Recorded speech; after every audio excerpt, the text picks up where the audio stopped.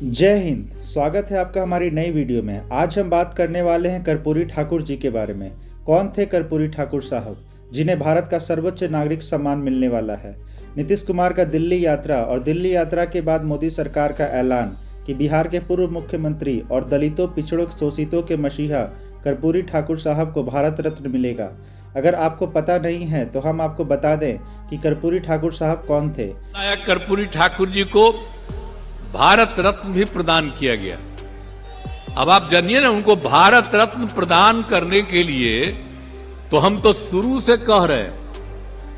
आप अगर देखिएगा तो जब हम लोगों की सरकार बनी है 2005 में, तो 2006 के बाद 2007 से लेकर के आई 2023 तक हर साल, पहले कांग्रेस की सरकार या और की सरकार, बाद में अभी जो सरकार है, इन सब लोगों को हम अनुरोध करते रहे, लिखते रहे कि भाई जननायक कर्पूरी ठाकुर जी का भारत रत्न प्रदान किया जाए। अभी लोग नहीं करते थे, लेकिन कल कर दिया है तो मुझे खुशी है।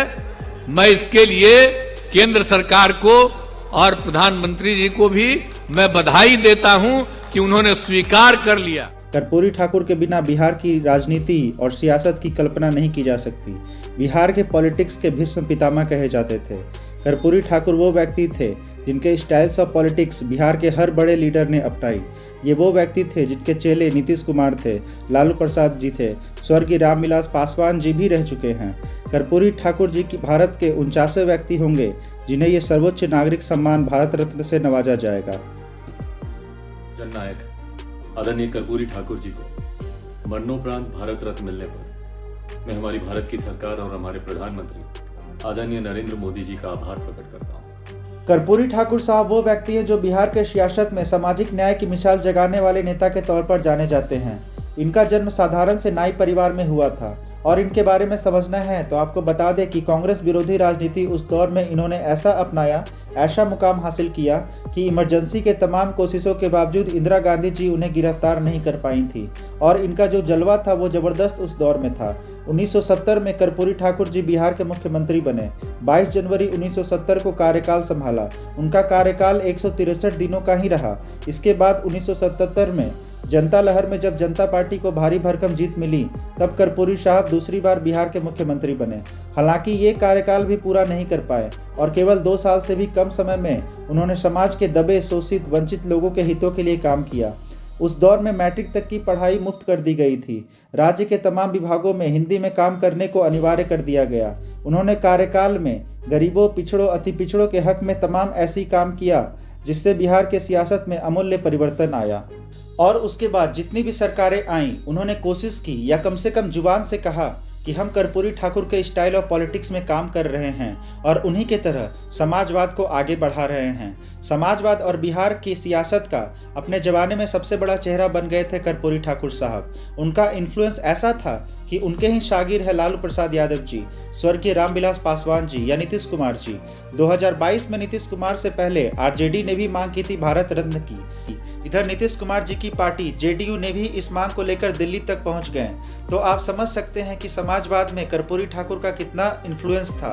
कर्पूरी ठाकुर का निधन साल 1988 में हुआ था।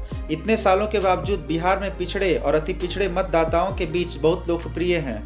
इसके सियासी मायने भी खूब निकाले जाने लगे। सारी पार्टियां अपने तरीकों से इसे पेश करना शुरू कर दिया। बिहार में पिछड़े और अति पिछड़ों की आबादी तकरीबन 52% है और 2024 में लोकसभा चुनाव भी है। इसके अकॉर्डिंग ये पॉलिटिक्स एजेंडा भी हो सकता है। केंद्र सरकार ने कर्पूरी ठाकुर को भारत रत्न देने का ऐलान कर दिया है। राष्ट्रपति भवन की ओर से भी बयान जारी कर दिया गया है। कहा गया कि उनकी 100वीं जन्म जयंती से पहले उन्हें मरणोपरांत भारत रत्न से सम्मानित किया जाएगा। जेडीयू ने भी भारत रत्न की मांग की थी और इस ऐलान के बाद मोदी सरकार का आभार भी जताया है। भारत रत्न देने की शुरुआत 2 जनवरी 1954 को तत्कालीन राष्ट्रपति डॉक्टर राजेंद्र प्रसाद ने की थी। ये सम्मान राजनीति, कला, साहित्य, विज्ञान के क्षेत्र में किसी व्यक्ति, विचारक, वैज्ञानिक, उद्योगपति, लेखक या समाज सेवक को दिया जाता है। पहला भारत रत्न 1954 में डॉक्टर सर्वपल्ली राधाकृष्णन को दिया गया था। 1954 में यह सम्मान जीवित रहते मिलता था।